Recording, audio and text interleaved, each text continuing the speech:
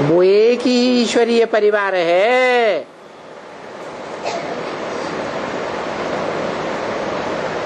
जिस परिवार में एक ही मान्यता है।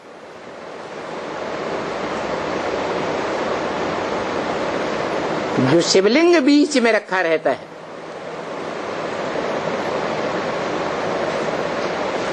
परंतु वो लिंग क्या है,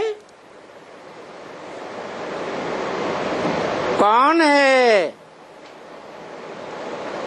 क्या करता है, कब करता है, कैसे करता है, क्या देता है,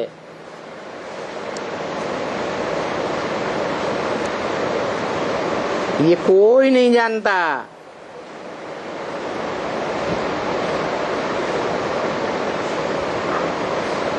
कोई विचार करता है? हा? अरे लिंग के बारे में कभी किसी ने कोई ने पूछा? कोई ने बताया है? नहीं बताया। शास्त्रों में इतना बताया है कि शिवलिंग की खोज करने के लिए ब्रह्मा जी ऊपर को गए और विष्णु जी नीचे को गए, और वो जाते गए और दोनों ने उस शिवलिंग का अंत नहीं पाया। एक शिवलिंग की ही बात है, यह दुनिया में और भी कोई कुछ है जिसकी गहराई का कोई को पता नहीं है।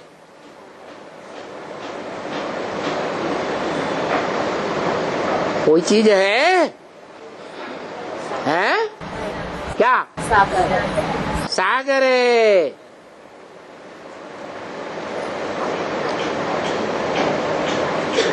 वो स्थूल सागर है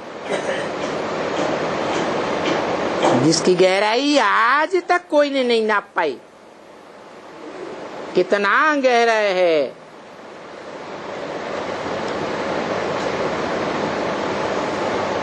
और वो है ज्ञान सागर,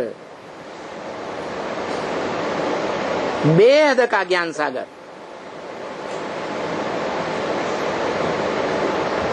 जिस ज्ञान सागर की गहराई को कोई भी नहीं जानता।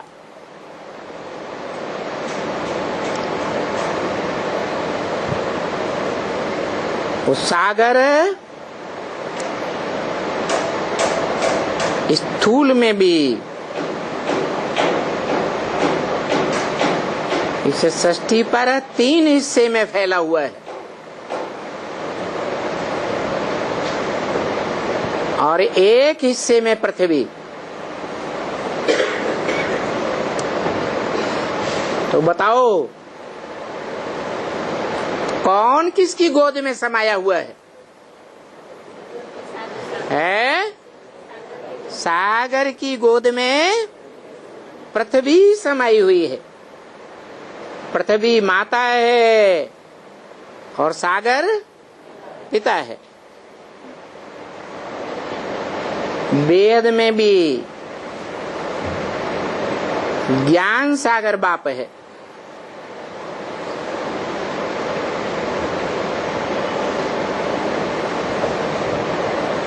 और धरणी माता है।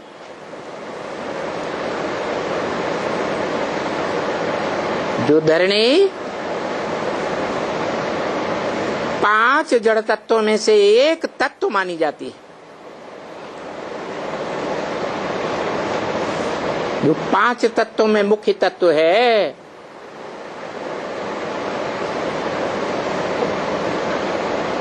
मनुष्य जाति के लिए खास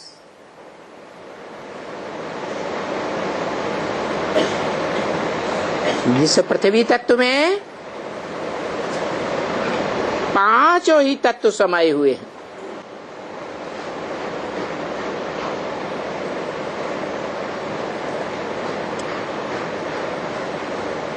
गीता में भी कहा है,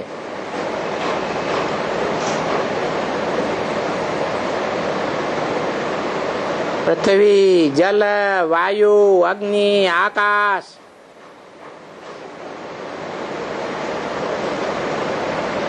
ये पांच प्रकृति के तत्व हैं।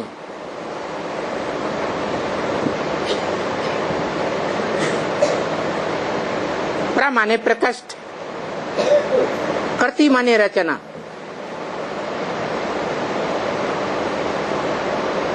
प्रकृष्ट रचना है। प्रकृतिपति रचयिता की।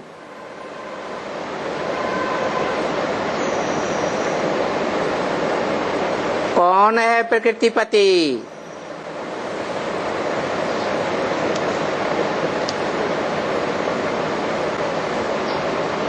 अरे प्रैक्टिकल में वेद में कोई प्रकृतिपति है या नहीं?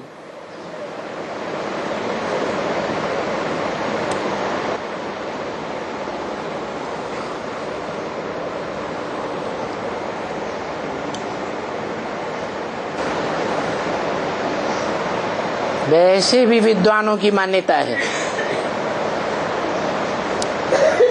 ये सृष्टि दो का खेल है,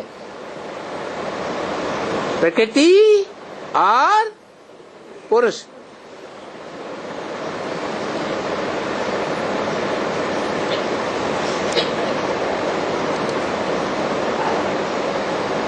पुरुष किसे कहा जाता है?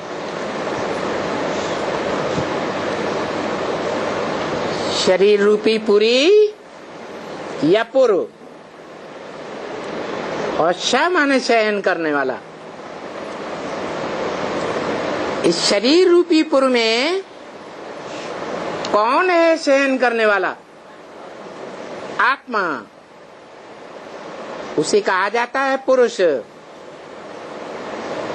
और पुरुष रूप जो आत्माएं हैं उनमें भी कोई परम पुरुष होगा या नहीं होगा? है? कौन है परम पुरुष? है?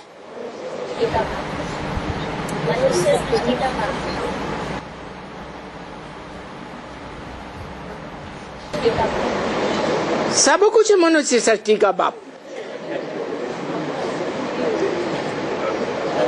इसलिए शिव बाप ब्रह्मा के तन में कहते हैं, कोई मम्मा देहधारी के मुरीद, कोई बाबा देहधारी के मुरीद। शिव बाबा को कोई पूछता ही नहीं।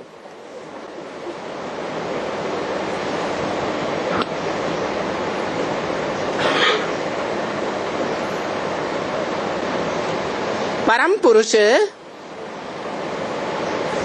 आत्माओं का बाप शिव नहीं है क्या?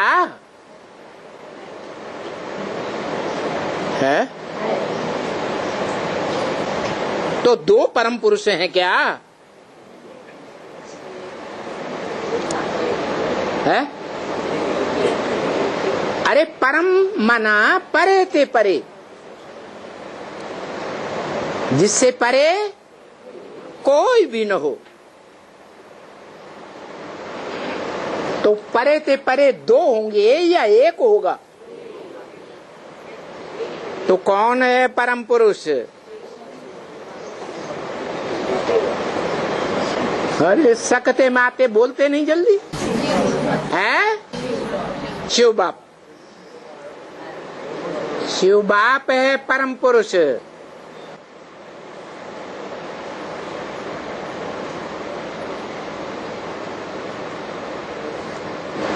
वो गिनती में आता है,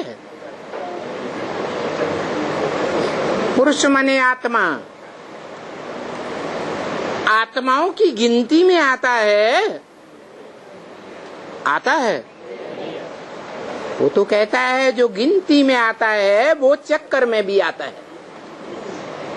जो गिनती में नहीं आता वो चक्कर में भी नहीं आता। ये षष्ठी चक्कर में मैं नहीं आता। तो इस षष्ठी में जो पार्ट बजाने वाली आत्माएं हैं उनसे मेरे को टैली किया जा सकता है? नहीं किया जा सकता। मैं तो तुरिया हूं।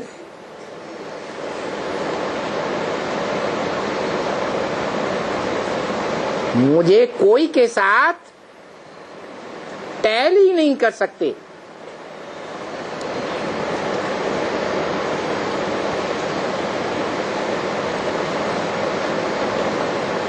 फिर परम पुरुष कौन है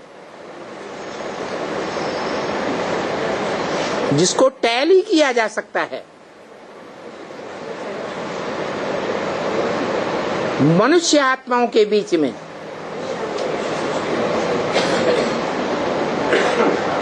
वो है मनुष्य षष्ठी का बाप।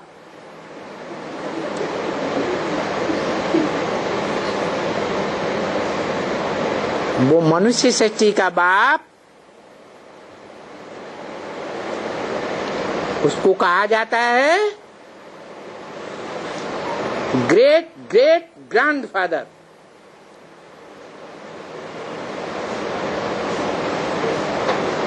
ग्रैंडफादर को बाबा कहा जाता है।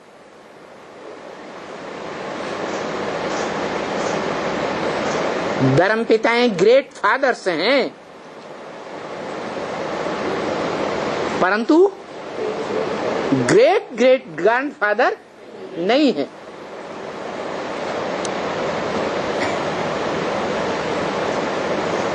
अपने अपने फॉलोअर्स के वो धर्म पिताएं ग्रेट फादर्स हैं, और उन फादर्स का भी फादर कौन? मनुष्य सृष्टि में है, जिसका गायन तो है, सब धर्मों में मान्यता है। क्रिश्चियंस भी उसे मानते हैं एडम, मुसलमान भी उसे मानते हैं आदम, हिंदुओं में भी मान्यता है आदिदेव, जैनियों में भी मान्यता है आदिनाथ। सृष्टि का आदि पुरुष वो है ग्रेट ग्रेट ग्रैंडफादर।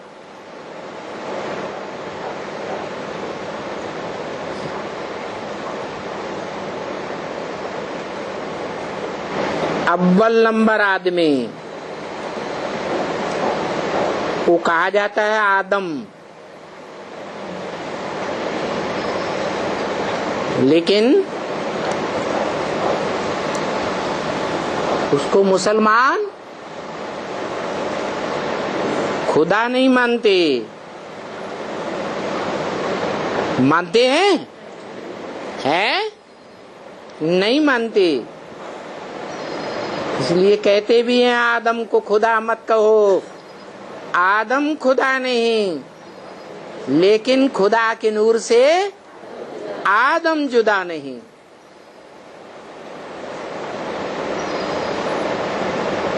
जैसे भारतीय परंपरा में मान्यता है, हिस्ट्री में भी देखा जाता है, राजाओं ने बाप बन करके अपने बड़े बच्चे को राजा बनाया।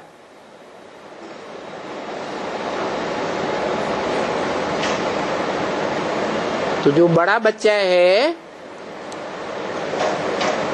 वो राजा के परिवार में बाप समान माना जाता रहा।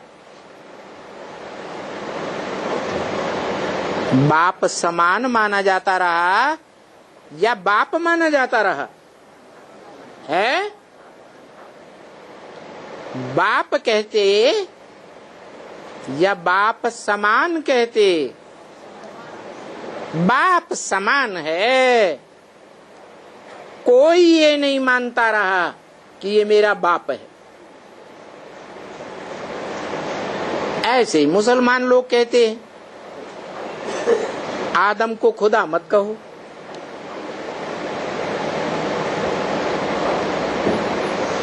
हाँ, बाप की जो शक्तियां थी वो सारी शक्तियां किसके पास आ गई है? बड़े बच्चे के पास आ गई। आ गई या नहीं आ गई?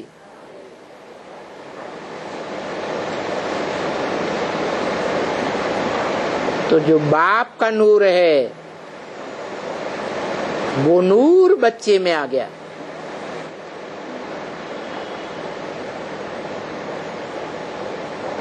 नूर पवित्रता को कहा जाता है।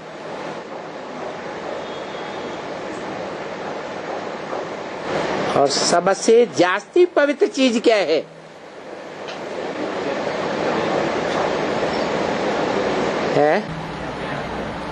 हाँ जी, जो गीता में भी लिखा है, नहीं ज्ञान सदृशम पवित्रम इह विद्यते। इस संसार में ज्ञान के समान पवित्र कुछ भी नहीं है। और पवित्रता ही सबसे बड़ी शक्ति है। जो पवित्रता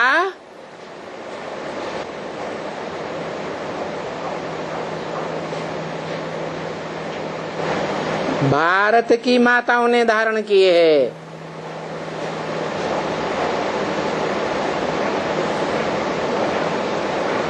इसलिए भारत माता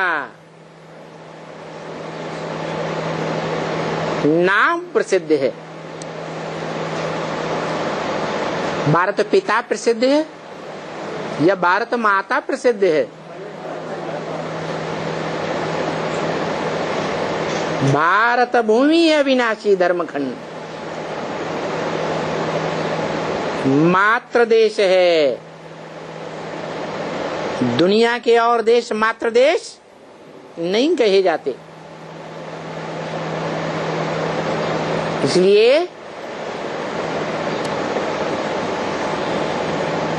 भगवान भी जब आता है, जिसे कहते हैं खुदा, खुदा आता है। खुदा बुलाने से नहीं आता।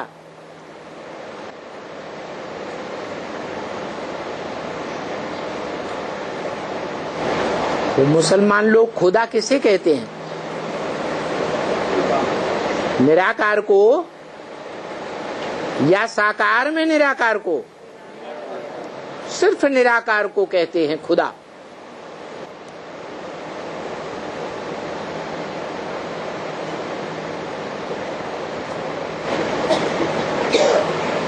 लेकिन वो नहीं जानते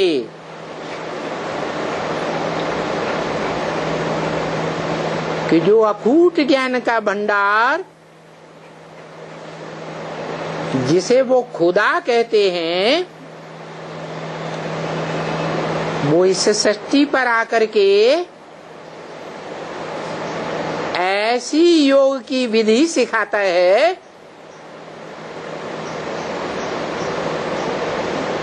कि जिस योग की प्रक्रिया से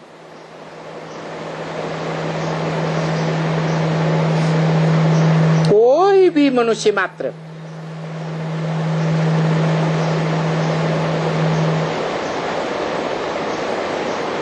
खुद सर्वशक्तिवान बन सकता है।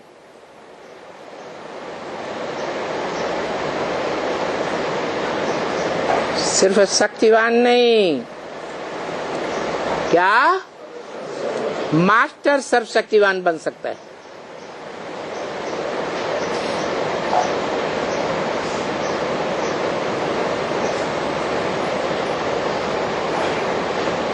वो पढ़ाई है योग।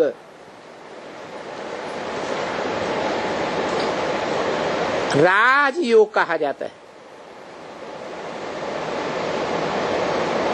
राजाई प्राप्त करने का योग,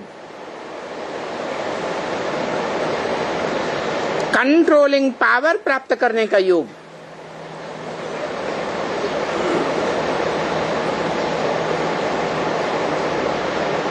सब प्रकार की शक्तियां धारण करने वाला योग,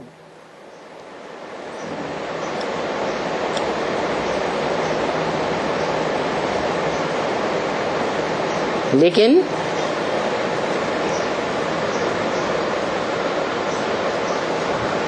योगी उतना ही बड़ा बन सकता है जितना बड़ा ज्ञानी होगा। कम ज्ञानी होगा है तो कम योगी, संपूर्ण ज्ञानी होगा तो संपूर्ण योगी।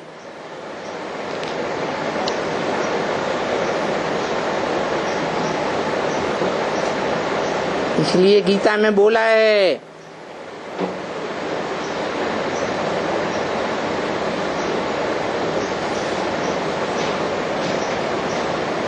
सांख्य योगौ पृथक बाला प्रबदंती ना पंडिता। ज्ञान और योग अलग अलग नहीं है। जो ज्ञान की शक्ति है वही योग की शक्ति है। ज्ञान और योग साथ साथ हैं।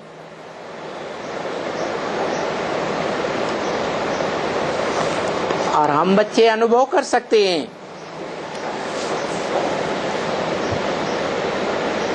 कि जितना हम आत्मिक स्थिति में टिक करके आत्मा के बाप को पहचान कर कि इस सृष्टि में आत्माओं का बाप किस मुकर्रर रथ में पार्ट बजा रहा है, उसे पहचान कर बुद्धियोग उससे जुटा सकते हैं।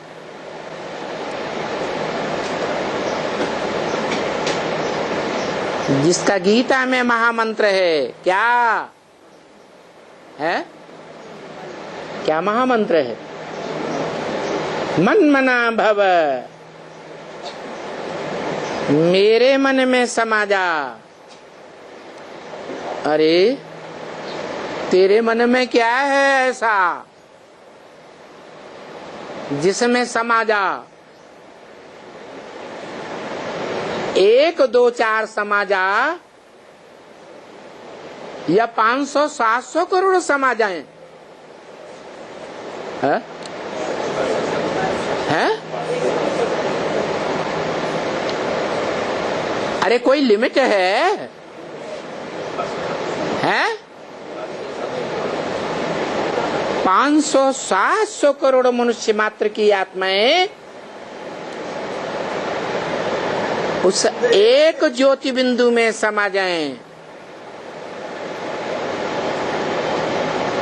जिसकी यादगार सोमनाथ मंदिर में दिखाई गई। शिवलिंग बड़ा रूप लिंग भी है, जो ब्रह्मा के मुख से शिव बाप कहते हैं। छोटा रूप याद नहीं आता तो क्या करो, बड़े रूप को ही याद करो।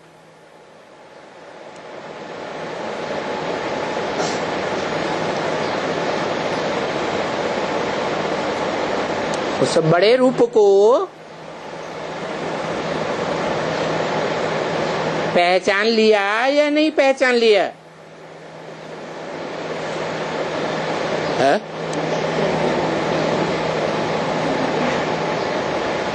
एवरलास्टिंग पहचान लिया या बीच बीच में माया बुलाई देती है? भरमाए देती है।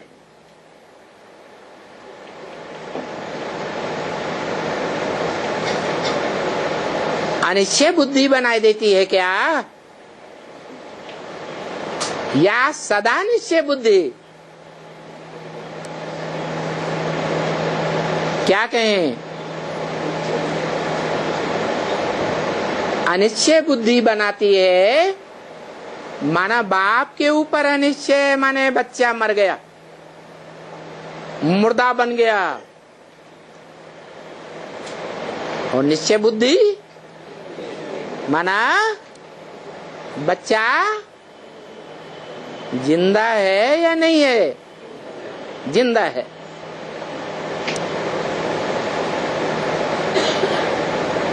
निश्चय बुद्धि विजयते, जिस बच्चे के साथ एक शिव बाबा, दूसरा न कोई। मेरा तो एक, दूसरा न कोई। नष्टो मोहा,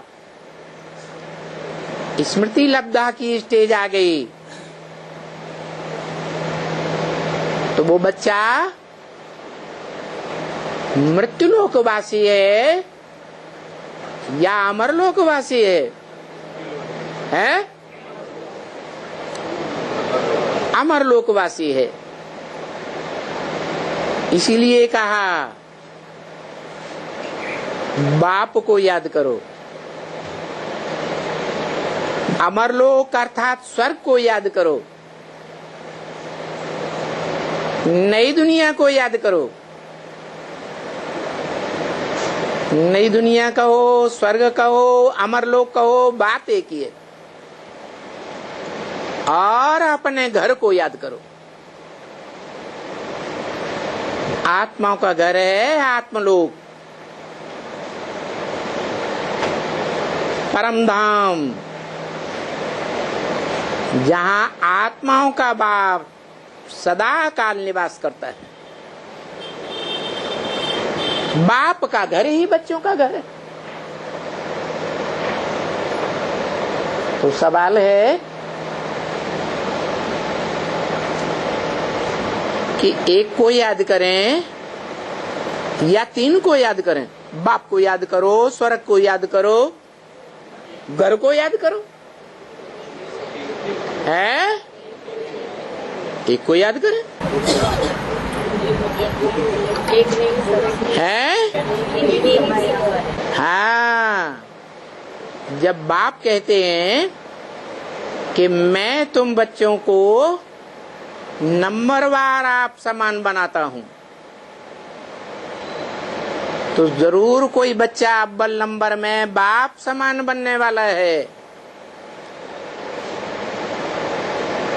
जैसे बाप सदाकाल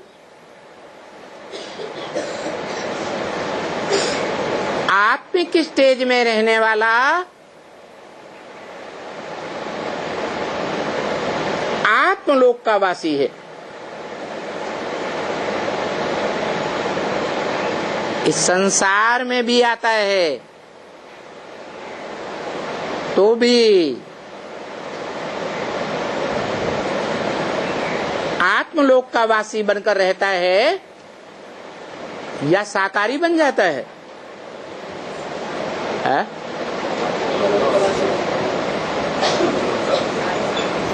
निराकारी स्टेज में ही रहता है या देहधारी बन जाता है? निराकारी बन के रहता है। ऐसे तुम बच्चों को भी बनाता हूं,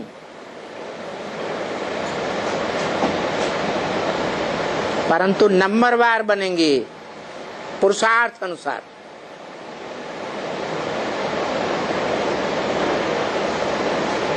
तो जो अव्वल नंबर में बनता है, जिसे मुसलमान लोग कहते हैं अल्लाह अव्वल दीन, अल्लाह माने ऊंचे थे ऊंचा, ऊंचे थे ऊंचा इस दुनिया में होता है या पारलोक में ऊंचे नीचे होता है? है। इस दुनिया में ऊंचे ते ऊंचा और नीचे ते नीचे पाटधारी होते हैं। तो जो ऊंचे ते ऊंचा पाटधारी है, ऊंचा तेरा नाम, नाम किस आधार पर पड़ता है? काम के आधार पर पड़ता है। ऊंचा तेरा काम और ऊंचा तेरा धाम। मन बुद्धि की स्टेज से ऊंची स्टेज में रहता है, जिस मन बुद्धि को आत्मा कहा जाता है। इसलिए यादगार में आज भी शिव के मंदिर ऊंचे स्थान पर बनाए जाते हैं।